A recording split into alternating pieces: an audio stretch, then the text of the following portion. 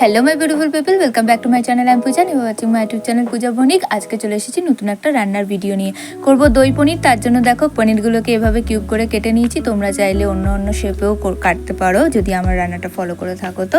এবার একটা প্লেটে দেখো আমি মশলাগুলো রেডি করে নিয়েছি। ফার্স্টে রয়েছে লবণ, হলুদ, চিনি, আর রয়েছে জিরে গুঁড়ো, আর পোড়ানোর জন্য রয়েছে দারচিনি, এলাচ, লবঙ্গ আর তেজপাতা। দই পনিরে সাধারণত আলু ব্যবহার করা হয় না, বাট আমরা একটু আলুটা খেতে পছন্দ করি বলে এখানে আমি আলু কেটে নিয়েছি। সাথে রয়েছে কাঁচা লঙ্কা, আর এদিকে দেখো পনিরগুলোকে এভাবে লাল লাল করে ভেজে নিয়েছি। আর ওই পনির ভাজার তেলেই আমি এবার পোড়নের জন্য ওই যে তোমাদেরকে দেখিয়েছিলাম দারচিনি, এলাচ, লবঙ্গ আর তেজপাতা, সেটা দিয়ে দেবো।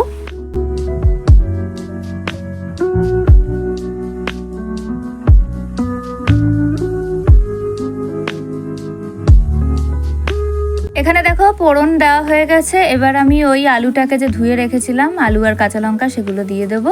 দিয়ে একটু ভেজে নেব, খুব বেশি ভাজবো না, হালকা একটু সতে করলেই হয়ে যাবে। আর এর মধ্যে দিয়ে দেবো পরিমাণ মতো হলুদ, আর দেবো পরিমাণ মতো লবণ। তোমরা যারা প্রতিনিয়ত আমার ব্লগ, শর্ট ভিডিও, রান্নার ভিডিও এগুলো দেখো তারা অবশ্যই জেনে থাকবে। তাও আমি নতুনদের জন্য একবার বলে রাখছি যে আমি কিন্তু রান্নার ভিডিও সেগুলোই করি যেগুলো আমার খেতে ভালো লাগে, আমার খুব প্রিয়। আর এই রান্নাগুলো যদি তোমরা বাড়িতে ট্রাই করে থাকো আমার ভিডিও দেখে, অবশ্যই আমাকে কমেন্টে জানিও। তোমরা কিন্তু একদম কমেন্ট করো না। আর এখানে দেখো মিক্সিতে আমি নিয়ে নিয়েছি আদা কুচি, কাঁচা লঙ্কা, চারমগজ আর কাজু বাদাম, আর দেবো টক দই পরিমাণ মতো অবশ্যই।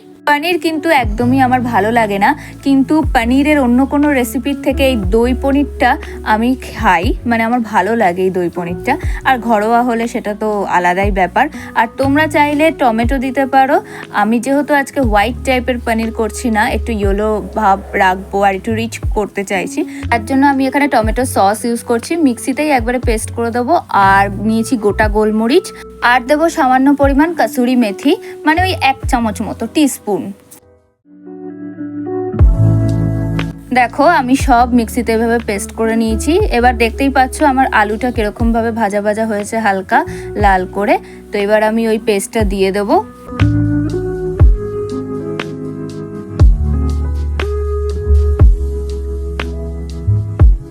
ভালো করে আগে একটু মিক্স করে নেব। আর আজকের রান্নাটা আমি কিন্তু সর্ষের তেলেই করছি, যেহেতু আগেই বললাম যে আমি আজকে একটু রিচ, একটু ইয়েলো একটা ব্যাপার আনছি, পুরোপুরি হোয়াইট রাখবো না। আর এই দেখো মিক্সি ধোয়া জলটাও দিয়ে দিলাম, আরও একটু জল দেব, কারণ তোমরা যদি আমার রান্নাটা ফলো করো তো যতটা পরিমাণ জল লাগবে তোমরা ততটা পরিমাণ দিতে পারো। দেখতেই পাচ্ছ আমি এবার একটু ফুটিয়ে নেব। আর এবার দিয়ে দিয়েছি জিরে গুঁড়োটা অবশ্যই পরিমাণ মতো, আমি এখানে 1 টেবিল চামচ ইউজ করেছি। আর একটু স্বাদের জন্য চিনি দেব, সেটাও 1 টেবিল স্পুন দিয়েছি। আর আবারও আমি পরিমাণ মতো একটু লবণ আর হলুদ দিয়ে দেব। তোমরা যদি আলু দিয়ে দই পনির করো তাহলে আলু ভাজার সাথেই একবারে পরিমাণ মতো হলুদ আর লবণ দিয়ে দিতেই পারো। আমি তখন অল্প পরিমাণ দিয়েছিলাম, তাই এখন আবার একটু প্রয়োজন মনে হয়েছে বলে দিয়েছি।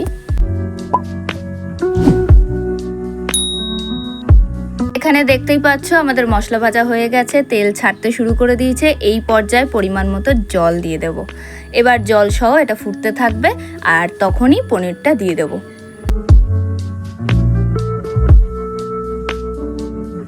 আর দেখো আমাদের দই পনির কিন্তু অলমোস্ট রেডি। এই পর্যায়ে আমি একটু পরিমাণ মতো গরম মশলা দেব।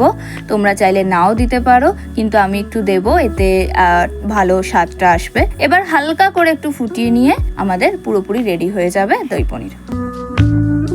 আর এই দেখো ফাইনালি আমাদের দই পনির একদম রেডি। খেতে খুব সুস্বাদু হয়েছিল, দুর্দান্ত হয়েছিল, একটা সুন্দর গন্ধ বেরিয়েছিল।